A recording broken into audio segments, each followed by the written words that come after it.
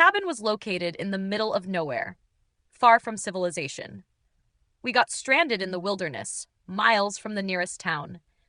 Their house is out in the sticks, surrounded by fields. The campsite was in the boonies, with no cell service.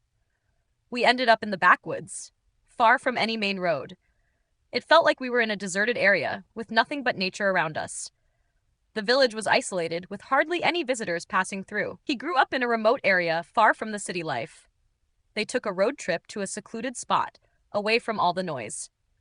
The old farm was in a rural area, miles from the nearest neighbor. We camped in an unpopulated region with no other people in sight. They settled in a far-flung corner of the country. The trail led us to an off-the-beaten-path location. It's a quiet, hidden place, far from the bustling city. The cottage was in a forgotten part of the countryside. We drove for hours and ended up in a desolate area. The hotel was located in a remote corner of the island. The retreat was deep in the woods, away from everything. They moved to a small, isolated village by the mountains.